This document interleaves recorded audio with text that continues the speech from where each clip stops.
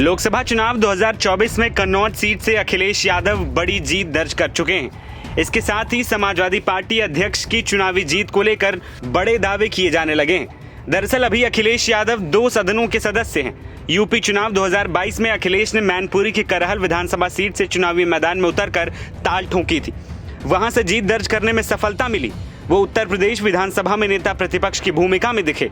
लोकसभा चुनाव में जिस प्रकार से अखिलेश ने उतरकर प्रदर्शन किया है, वो समाजवादी पार्टी के प्रभाव को बढ़ाने वाला नजर आता है। अब सपा के सामने अगली चुनौती यूपी विधानसभा 2027 की है।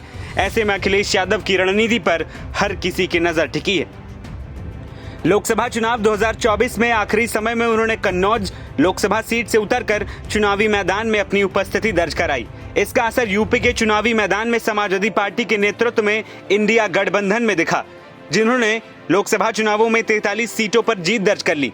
हालांकि लोकसभा चुनाव में जीत के बाद इस बात पर चर्चा चल रही है कि अखिलेश यादव कौन सी सीट छोड़ेंगे। अखिलेश यादव अगर कन्नौज लोकसभा सीट को अपने पास रखते हैं तो उन्हें उत्तर प्रदेश विधानसभा की सदस्यता से इस्तीफा देना पड़ेगा। ऐसे में मैनपुरी की करहल विधानसभा सीट पर उपचुनाव होगा।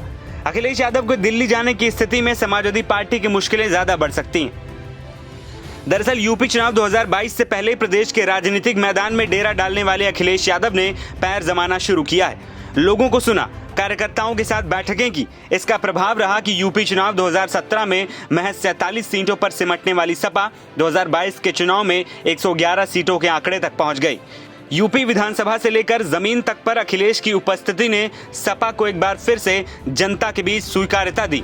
लोकसभा चुनाव से पहले जमीन पर किए गए कार्यों का प्रभाव चुनावी परिणाम में दिखा। अखिलेश ने पिछड़ा, दलित, अल्पसंख्यक यानी पीडीए राजनीति को जिस प्रकार से राजनीतिक जमीन पर उतारा, उसने कमाल कर दिया। भाजपा की हिंदुत्व राजनीति के खिलाफ जातीय गठजोड़ का समीकरण काम कर गया।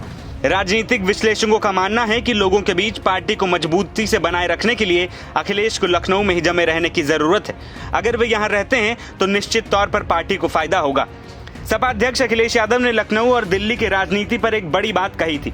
उन्होंने कहा था कि एक फ्लाइट से कुछ घंटे में दिल्ली से लखनऊ, लखनऊ से दिल्ली तक का सफर तय किया जा सकता है।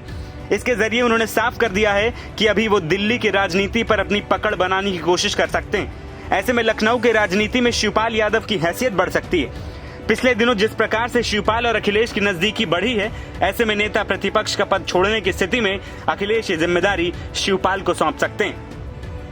इससे पार्टी और संगठन पर एक बार फिर शिवपाल का दबदबा बढ़ने की उम्मीद की जा रही है। एनबीटी ऑनलाइन की रिपोर्ट।